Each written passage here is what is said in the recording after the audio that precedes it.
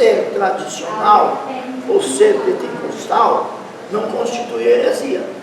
Nem o tradicional pode dizer que o pentecostalismo é heresia e nem vice-versa.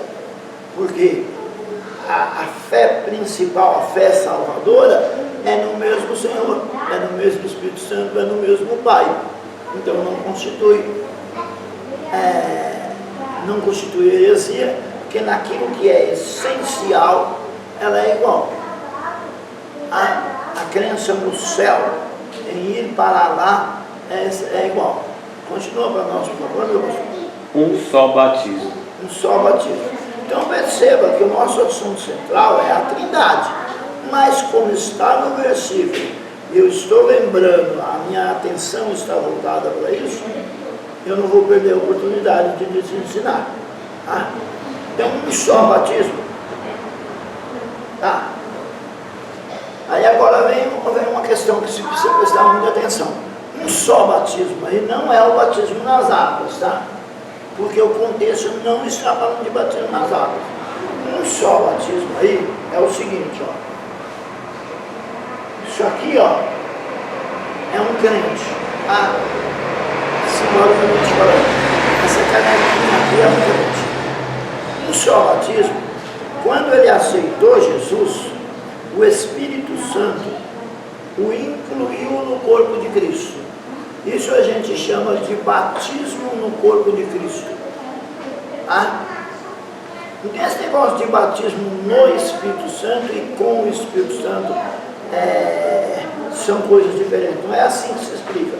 Porque quando você vai para o original grego, tem um épsilon, as letras gregas aí é o épsilon, que seria o nosso E, e o nu, que é uma letra N com a perninha descendo para baixo. Se lê N em grego. Então, N tanto serve para batismo no Espírito Santo como para batismo com o Espírito Santo. Não, alguns usam essa forma de ensinar, mas isso está errado. Tá? Porque não existe diferença em batismo no Espírito Santo e batismo com o Espírito Santo. Então, use o termo batismo no corpo.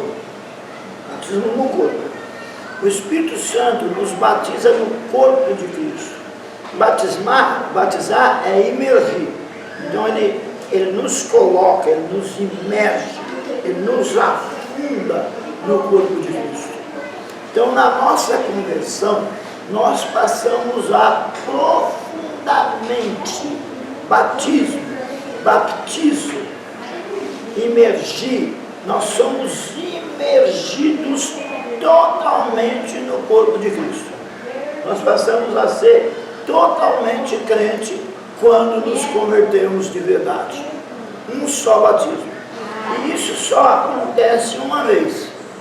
Se eu me entristecer e me afastar, quando eu voltar, eu não estou sendo incluído no corpo de Cristo de novo. Não. Está sendo renovada a minha comunhão. Porque na verdade eu não deixei de ser crente, eu enfraqueci, eu me entristeci, eu me afastei, mas eu continuo crente. A gente fala, fulano é desviado. Enquanto ele não cometer coisas que entristecem totalmente o Espírito Santo, ele não se afastar totalmente, não se jogar no mundão, ele é distanciado, mas ele é crente. Quando ele voltar, ele será renovado. E ele não vai se converter de novo. A aliança dele com Deus é renovada. É renovada. O filho pródigo foi embora, quando ele voltou, o pai trocou a roupa dele, mandou botar um novo anel, fazer uma festa, mas não disse assim, ó, você tinha deixado de ser meu filho e agora você voltou a ser. Ele não diz isso. Então, esse um só batismo é a nossa inclusão no corpo de Cristo. O batismo nas águas é o símbolo externo daquilo que aconteceu por dentro. Então, por dentro, no meu espírito, eu crio no Senhor Jesus. O Espírito Santo me incluiu, me fez parte da igreja. Aí eu vou e nas águas eu represento isso diante da igreja, diante da sociedade lá fora. O mundão lá fora fica sabendo, ih, agora ele é crente mesmo, ele até se batizou. Então, diante da igreja, diante do mundo lá fora, diante do mundo espiritual do bem e do mundo espiritual do mal também. O capeta também fica sabendo que agora você confirmou por fora aquilo que aconteceu em você por dentro. E aí, o que acontece se eu me rebatizar? Sabe o que acontece se eu me rebatizar? Isso aqui é chocante. Não acontece nada. Acontece na minha cabeça. Que eu fico com aquele negócio, meu Deus, e agora eu me rebatizei. Não era para mim ter me rebatizado, porque a Bíblia diz que é um só batismo. E a pessoa fica perturbada, fica preocupada. O que a gente tem que fazer com uma pessoa dessa? Porque pode acontecer. Chega uma pessoa em nós e diz assim, olha, eu era da igreja A, me aborreci, ou conheci a B, achei legal, fui para a igreja B. Só que na igreja B, eles falaram que eu tinha que me batizar de novo. E eu aceitei, mas agora estou preocupado, porque eu lembrei que é um só batismo. Sabe o que o meu primeiro pastor fez no caso desse? Um irmão nosso em Cristo saiu da nossa igreja, a minha eu vou falar o nome, a outra eu não vou falar por uma questão de ética. Mas a minha eu vou falar o nome. Saiu da Assembleia de Deus e foi para uma outra igreja e lá eles rebatizaram ele. Passou uns tempos, ele lembrou algumas coisas lá na cabeça dele, mexeram com ele lembrou, mas eu não podia ter deixado me batizar de novo, eu sou batizado. E aí foi no meu pastor, foi apavorado. Pastor, eu sou batizado 2 vezes, e agora? Que eu perdi minha salvação? Não, meu querido, você não perdeu sua salvação, não. Você está se sentindo mal porque você foi batizado 2 vezes? Faz o seguinte, dobra o seu joelho, aí eu vou orar com você, você nega o seu segundo batismo e fica onde você se sentir melhor. Não precisa você voltar para cá, não.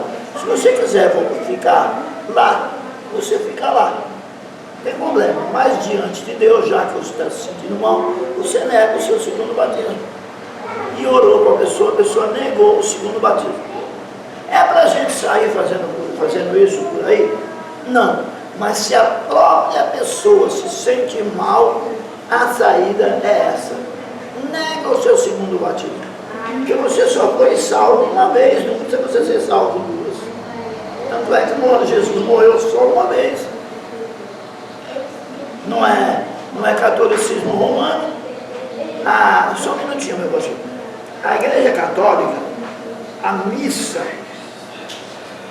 com todo respeito ao católico e não à doutrina, eu respeito à pessoa, com todo respeito ao católico, a missa, ela é um teatro, é uma peça de teatro, ela é toda decorada, e nós precisamos tomar cuidado com os nossos cultos também, para não virar uma peça teatral.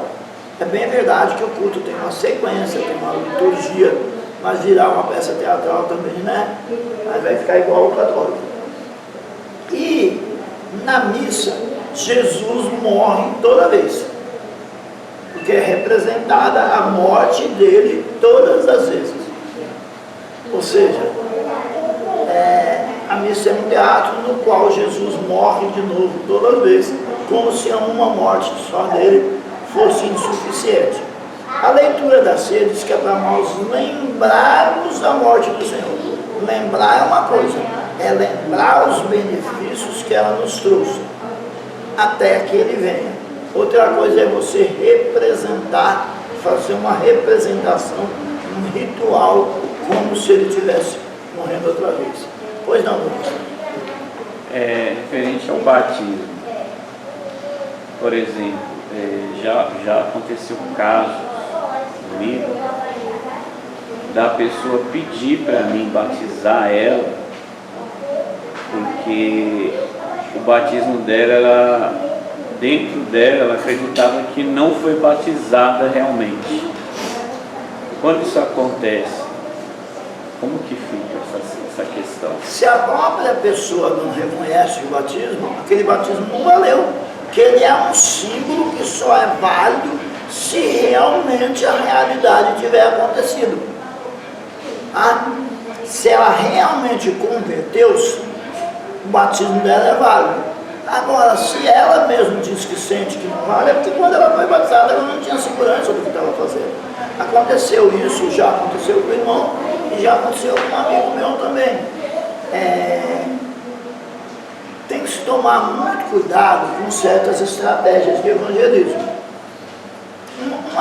Esse meu amigo, ele estava preso, e ele estava preso, não era inocente não, ele devia mesmo. Porque Deus permitiu que ele estava preso inocente, não, ele sabia mesmo, ele devia mesmo, e ele mesmo falou que devia. Tinha vários crimes, vários assaltos, e estava preso. E uma determinada igreja chegou na penitenciária que ele estava cumprindo pena, e o carcereiro não era crente, e provavelmente nem católico também, porque nenhum católico verdadeiro faria isso. Era um brincalhão. E ele brincando disse o seguinte para os presos: hoje só vai para o sol quem for se batizar na igreja dos crentes. O resto ninguém vai para o sol. E aí ele queria ir para o sol, porque ficavam lá presos a semana inteira, queria ir para o sol. Aceitou ser batizado no batismo dos crentes. E aí, ele disse que ele foi até perto do batizador, fumando cigarro. Quando chegou perto do batizador, ele jogou o cigarro no chão, pisou em cima. Ele não tinha nem parado de fumar, não tinha nem sido liberto, nem nada. Ele batizou-se só para tomar o banho de sol. Que naquele dia só ia tomar banho de sol quem se batizasse. E aí, depois que ele saiu de lá, ele conheceu o Evangelho de verdade, agora pregaram de verdade, porque naquele dia eles não pregaram, só chegaram e perguntaram quem queria ser batizado. Conheceu o Evangelho de verdade e falou para o pastor dele: pastor, eu sinto que o meu batismo não valeu.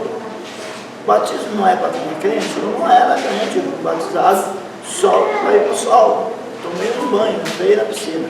Eles montavam uma piscina, montam até hoje uma piscina dentro da penitenciária e batizam.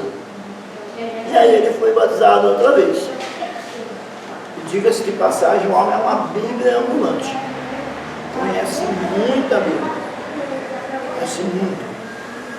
Eu ia à casa dele, a gente conversava ali 1-2 horas batendo papo sobre a Bíblia. E ele não procurava versículo igual eu procuro, já abria em cima. Porque a minha memória ela é muito boa para guardar a doutrina e a história, mas para detalhar aonde estão os versículos é um ou outro só que eu lembro. Por isso que eu pergunto, quando eu pergunto, alguém sabe onde está, eu não estou brincando. Porque tem gente que faz isso para ver, né? Para incentivar, se a pessoa sabe, para a pessoa lembrar. Não, geralmente eu pergunto, porque eu não lembro mesmo onde está. E ele não, ele é Não Rocha, tal coisa assim, onde está? Está aqui, está aqui, está aqui, está aqui. Muito bom, muito bom de Bíblia. Mas foi batizado 2 vezes. E ele diz que só vale a segunda. Então, não é para nós sairmos por aí fazendo isso. E nem é para nós criarmos na nossa Bíblia, criarmos na nossa igreja, esse costume. Fazer disso uma doutrina interna da nossa igreja. Não é o certo. Mas em casos extremos, que a pessoa estiver sofrendo, não é isso que o texto diz, só o batismo não é umas águas. Pois não. Eu só me tirou uma dúvida sobre as igrejas, né? O senhor falou que a igreja é o corpo de Cristo. Para o Senhor, ele não vê a placa, ele vê todo mundo. Né? E aí eu queria tirar uma dúvida assim: sobre a Igreja Universal e a Testemunha de Jeová, né? Porque quem é Testemunha de Jeová, eles não têm uma doutrina, né? Eles fazem as próprias leis deles, até a Bíblia deles é diferente. E eles bebem, eles fazem tudo e eles têm um vídeo de não comemorar nada. Eles não comemoram nem deixam ninguém ir. E a Igreja Universal fala sobre prosperidade, né? Mas eles bebem, dançam, brigam, traem. E o senhor vê da mesma forma das outras, Jesus? Então, Essa dúvida. Testemunha de Jeová é fácil. Testemunha de Jeová não é igreja. Testemunha de Jeová é seita. Sério? Seita. Testemunha de Jeová não é igreja. É seita. Embora mesmo entre os testemunhos de Jeová, tem testemunha de Jeová que não faz isso, não fuma, não bebe, não prostitui. Tem entre eles os que não fazem. Mas a doutrina deles é seita. Porque o simples fato, e não é simples, né? É bastante complicado, de dizer que Jesus não é Deus, já acabou qualquer possibilidade deles serem a igreja. Eles não são igreja. É uma seita. Já a Igreja Universal, ela é uma igreja com uma doutrina diferente, que quando levada ao extremo é prejudicial, que é a doutrina da prosperidade. A doutrina da prosperidade. A doutrina da prosperidade levada ao extremo faz com que o crente se prenda ao material e não ao espiritual. Ele está lá pelo que Deus pode fazer, não pelo que Deus é. Então isso também é bastante prejudicial e faz com que Deus veja a igreja de forma diferente. Porque Deus, ele vê uma igreja só, mas ele conhece as diferenças de cada grupo e de cada indivíduo. Na Igreja Universal também tem gente séria também, lá dentro tem gente que não fuma, não bebe, não se prostitui, não faz coisa errada lá dentro entre eles. Então, esses movimentos, eles têm esses problemas. Um movimento queridíssimo, que todo mundo ama, eu também não tenho nada contra, mas considero como seita, Adventista do sétimo dia. A diferença do Adventista do sétimo dia é só que ele guarda o sábado. Mentira! Se você for estudar Adventista do sétimo dia direitinho, você vai descobrir que na doutrina deles, eles não vão falar isso na sua casa. A primeira vez que eles também dão um estudo nas casas igual os testemunhos de Jeová. Eles não vão falar a primeira vez que para eles o diabo ajuda Jesus a salvar. O diabo ajuda Jesus a salvar para o Adventista do sétimo dia.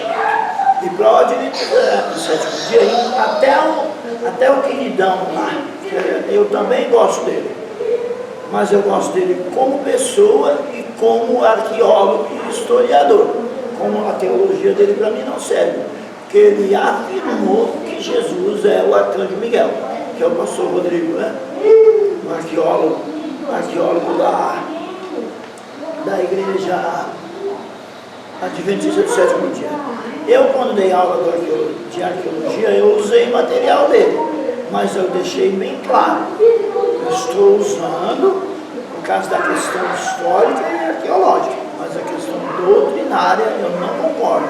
Eu não vou concordar que o diabo ajuda Jesus a salvar as pessoas. Tomaria bastante tempo para me explicar isso, mas eu vou só dizer. Na Bíblia fala de dois bodes, o bode emissário, só um minutinho, o bode emissário, o bode expiatório e o bode emissário. O bode expiatório é o único lugar na Bíblia onde mostra Jesus simbolizado por um bode e não por um carneiro. O bode expiatório é Jesus morrendo na cruz. E o bode emissário é Jesus levando nossos pecados embora, levando para o deserto. Um bode morre e o outro bode eles espantam, isso em Levítico. Né? Um bode morre e o outro bode eles espantam, levam lá. Espanta ele vai para o deserto, ele corre para o deserto, simboliza Jesus levando nossos pecados. Ele morrendo significa, o que morre significa Jesus perdoando, o expiatório, morrendo no nosso lugar. E o emissário significa ele levando nossos pecados embora. Para o Adventista do sétimo dia, o expiatório, eles entendem certo, é Jesus morrendo no nosso lugar. Mas o expiatório para eles é o diabo indo embora com o nosso pecado nas costas. O diabo não está com os nossos pecados sobre ele. Ele já tem os dele. Quem levou os nossos pecados foi Jesus, não foi o diabo. E o sábado também, o sábado é um sinal entre Deus e o povo judeu. Não é entre Deus e a igreja. Não é entre Deus e a igreja. É diferente. Então, por esses motivos, não é considerado igreja, é considerado seita. E um dia, tudo Deus prepara. Um dia, pastor Rony, autorizando, conversando direitinho, eu quero falar com vocês sobre a diferença entre riqueza e prosperidade, que não é a mesma coisa. A riqueza e prosperidade não é a mesma coisa. E é uma coisa até simples de se falar, não é tão complicado de se explicar. Mas um dia eu quero explicar, no momento certo, porque nós temos uma sequência de lição, a diferença entre riqueza e prosperidade. Pois não, irmã Maria? Eu queria saber se a gente que é batizado com o Espírito Santo, a gente, batizado com o Espírito Santo, assim eu digo, é falar em línguas. Sim. Por que a gente não entende a gente sabe o que a gente está falando, mas a gente não entende o que a gente está falando?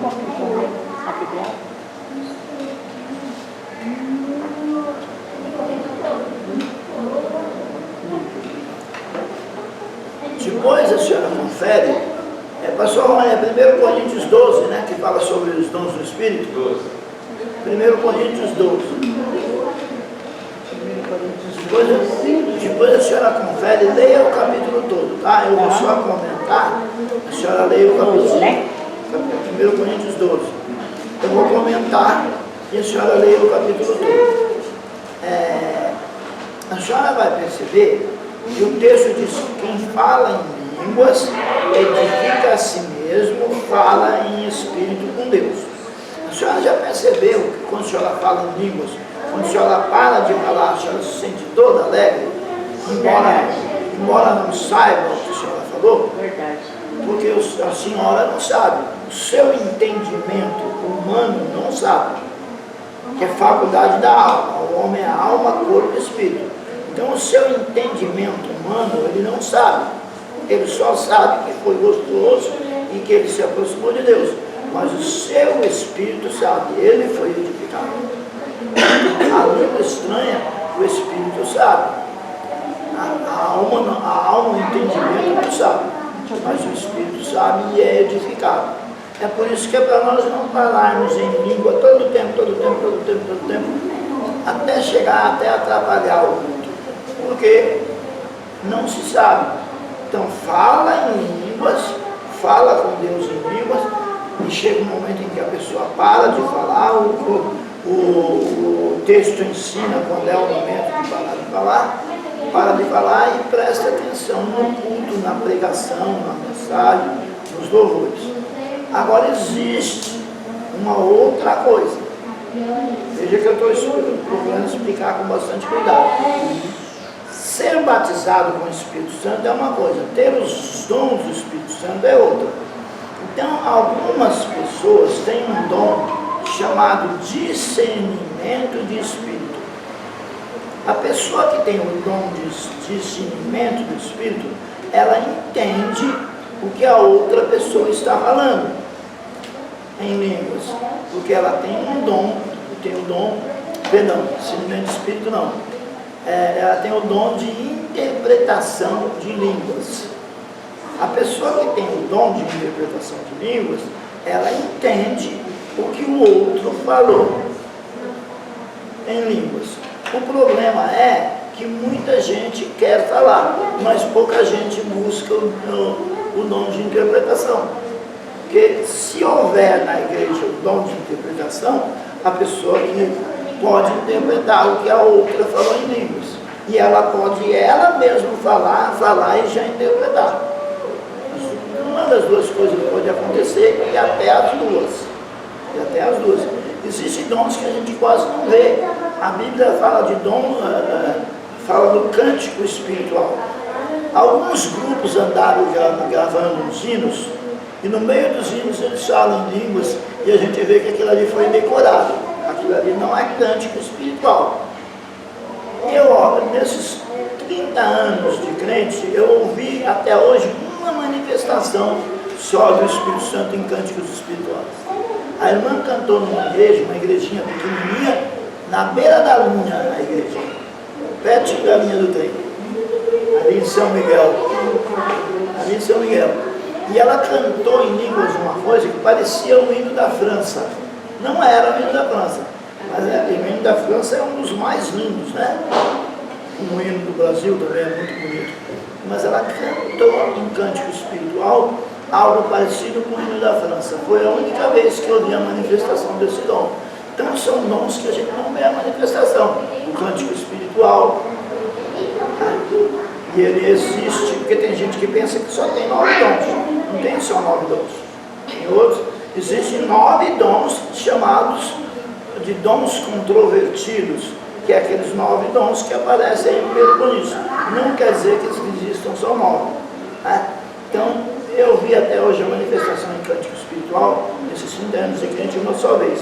É um dom raro, que as pessoas às vezes não pedem. Né? Discernimento de espírito. O dom de discernimento de espírito é muito importante, porque o diabo ele pode entrar em uma pessoa e falar dentro da igreja como se fosse o Espírito Santo que estivesse falando. A carne também pode falar como se fosse o Espírito Santo que estivesse falando, porque tem o Espírito de Deus, tem o Espírito humano e o Espírito imundo. Só um minutinho. Então, quando há na igreja o dom de discernimento do Espírito, essa pessoa pode, usada pelo Espírito Santo, alertar a igreja de que não é Deus que está falando. Tudo bem? E aí a senhora lê o capítulo 12 de 1 Coríntios, que a senhora vai entender melhor o que eu tentei explicar. Pois não, professor? Outro dia eu vi um vídeo e era numa igreja e uma irmã se levantou e começou a falar em línguas, né? E aí a moça que estava assistindo o vídeo, ela falou: gente, eu estou assistindo o vídeo e estou vendo que ela estava amaldiçoando a igreja. E aí no vídeo o pastor se levantou, foi em direção a essa irmã, falou para ela se calar, porque quem estava falando não era ela, era o inimigo, era o diabo pela boca dela, e os irmãos tudo recebendo. Então, o que acontece? São 2 dons, ó. 2 dons ao mesmo tempo. E o pastor estava lá e Deus usou ele para repreender as palavras que a irmã estava. Manifestação de 2 dons ao mesmo tempo. Interpretação de línguas, porque ele entendeu o que estava sendo falado, e discernimento de espírito, porque ele viu que não era Deus, era o diabo. Um pastor amigo nosso, depois foi presidente da Assembleia de Deus de Santa Catarina, quando ele ainda era presbítero, ele estava pregando numa igreja, e um menino do fundo da igreja, um jovem, 20 e poucos anos, disse: homem, cala-te e desce da tribuna, porque tu estás em pecado. Ele respondeu de lá da tribuna mesmo, nem foi perto do menino, ele respondeu de lá mesmo: em pecado estás tu, filho do diabo. Demônio, cala-te e sai dele. O menino manifestou. Aí depois descobriram que o menino, depois das vigílias, ele não dormia com os outros jovens, não. Se tivesse dormido, os jovens tudo perto um do outro, o problema é que ele ficava acordado com os outros jovens. Mais um problema do mesmo sexo. Ele ficava acordado com os meninos. Orando com os meninos? Orando.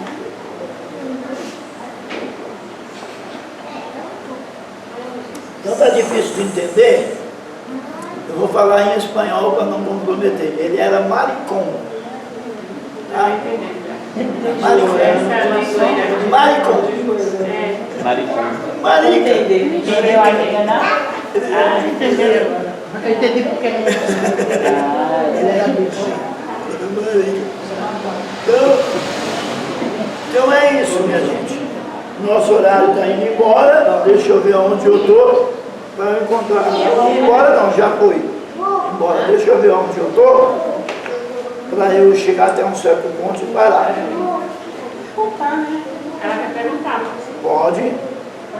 Professor, é que a pergunta estava lá atrás, mas eu vou perguntar. Que nem o senhor estava dizendo assim, por exemplo, eu fico uns tempos caso a gente se sente afastado da igreja, né? Porque ele está enfraquecido, né? Está em Cristo, está sem força de vir para a igreja. E nisso vai passando o tempo. Vai passando o tempo, mas a igreja está falando, continua sendo um crente, né? Mas ali eu estou pedindo para Deus me fortalecer, mas eu começo a fazer as coisas do mundo, começo a me desviar das coisas de Deus, mesmo enfraquecida, sem pedir para o Espírito Santo me fortalecer, e fazendo as coisas do mundo. Aí depois com a maior cara de cafachorro eu venho, sento como se nada tivesse acontecido, nem dou satisfação para o pastor, nada não, sou crente. Eu não estou envergonhando a Deus? Aí eu sou crente ainda ou sou afastado? Então, existem duas coisas. A primeira coisa é que Deus é que sabe. Deus sabe se a pessoa fez por fraqueza ou se fez porque quis deliberadamente. Isso é uma coisa. Existe uma outra coisa que diz: pelo fruto se conhece a árvore. Então, pelo fruto porque tem se pessoas sabe. que ficam se enganando, né? Porque tipo assim, não, eu sou crente. Aí faz pinta o 7, depois senta aqui na igreja, fica como se nada, e some 3, 4 meses, e volta e nem comenta nada pro pastor, nada. Pastor, estou voltando, estou me retomando, não dá uma satisfação, como se fosse a casa da mãe Joana. Então vamos lá. O arrependimento, ele é interno, mas ele aparece por fora. A pessoa se arrepende por dentro, mas ele aparece por fora. Porque a Bíblia diz que pelo fruto se conhece a árvore. Então ela chegou, duas coisas podem ser feitas. O pastor pode perguntar para ela se está tudo bem, e ela dizer se está ou se não está. E ele pode também esperar ela se manifestar. Deus vai orientá-lo. Mas nos dois casos, com o tempo, tanto ele, quanto a igreja, quanto o mundo, quanto os anjos, quanto o capeta, vai saber o que aconteceu. Se o arrependimento foi Não, sincero. estou falando que já até aconteceu até comigo mesmo, né? De eu ficar afastado uns tempos, mas tipo assim, mas eu ficava ali pedindo para Deus, não é isso que eu quero, não quero voltar para o mundo, eu quero voltar para o mundo. Principalmente quando eu estava grávida, eu fiquei muito tempo fora da igreja, mas não era a minha vontade de ficar, né? Mas eu estou falando de outras pessoas também, né? Do meu ciclo de amizade que eu conheço. E tem os que não faz, e tem os que eu conheço também que faz, e depois, eu sou crente, eu sou crente. Você fica olhando, fazendo todas as coisas do mundo e fica falando que é crente. É bom não julgar. Não é julgando, eu quero entender se está ainda... Aleluia. Fala. Não, pode me tirar as dúvidas. Gente, quando eu digo que é bom, não estou dizendo que vocês fazem. Estou respondendo a pergunta. Então vamos colocar um nós na frente, tá bom? Para melhorar. É bom nós não julgarmos